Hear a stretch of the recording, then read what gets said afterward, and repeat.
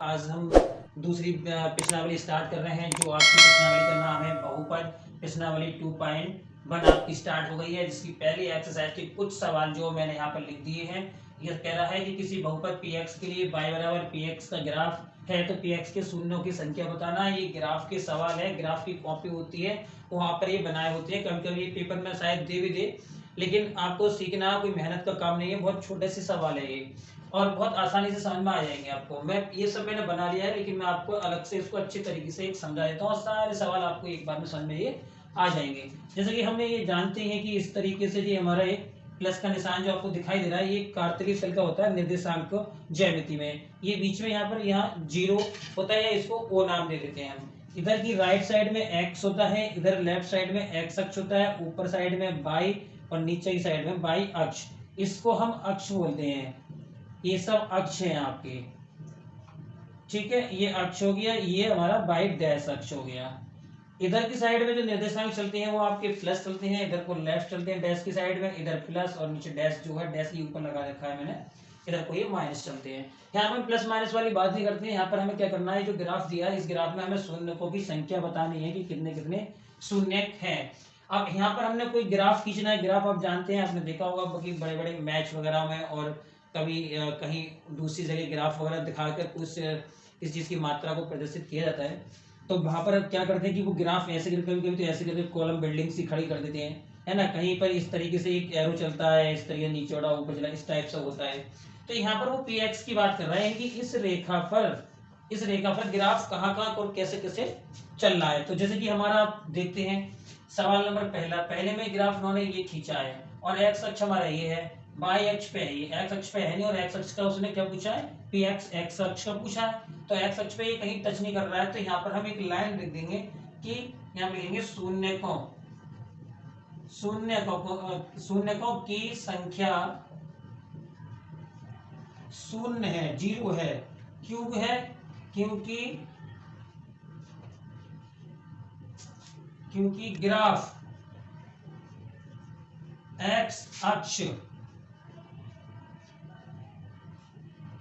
क्योंकि graph x अक्ष को कहीं पर भी प्रतिच्छेद कह सकते हैं या काटती, प्रतिच्छेद नहीं करती है। शून्यकों की संख्या शून्य है क्योंकि ग्राफ एक्स अक्ष को कहीं पर भी प्रतिच्छेद नहीं करती है। प्रतिच्छेद को हम अगर चाहें तो ये लिख सकते हैं कि काटती है, कहीं पे भी ये क्रॉस ये काट नहीं रही है, तो वो बिल्कुल अलग है। इसलिए यहाँ पर कोई इस पे कोई लाइन ये आए नहीं, ग्राफ ये वाला जो ग्राफ वाली लाइन है वो इस पे एक्स अक्ष पे आई नहीं है, इसलिए इसकी शून्यों की संख्या शून्य हो गई। अब आते हैं दूसरे सवाल में। और हाँ, ये देखो ये लाइन जो है ना, ये लाइन आपको हर एक सवाल में इसी तरीके से लिखनी होगी, क्योंकि इतनी सारी बात आपको ये एक लाइन लिखनी है। अब सब में लिखना है, इस बोर्ड पे लिखूंगा तो सब मिटाना पड़ेगा मुझे बार बार।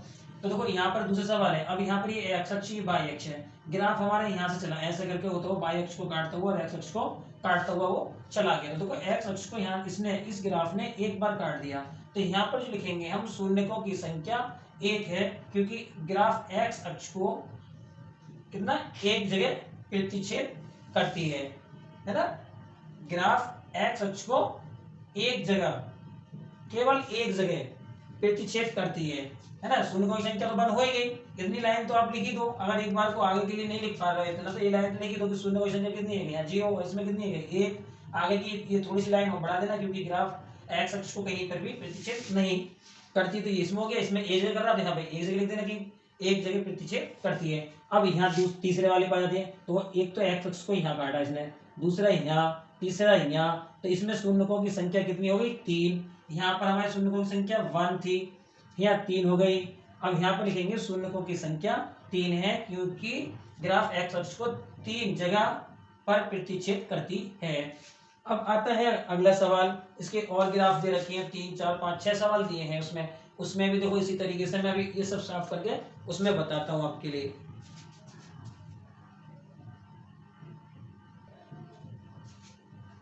अब देखो ये मैंने यहाँ पर सवाल 3 और लिख दिए जो रह गए थे शेष, वो मैं लिखी है। यहाँ पर क्या देखो, यहाँ पर इस सवाल में क्या है, यहाँ पर एक्स अक्ष को ये 2 जगह क्रॉस करता है, 1 और 1 2। यहाँ पर हम लिख देंगे शून्यकों की की संख्या 2 है, क्योंकि ग्राफ एक्स अक्ष को 2 बिंदु या जगह कुछ भी लिख सकते हो, बिंदु लिख सकते हैं हम यहाँ पर, 2 बिंदुओं पर प्रति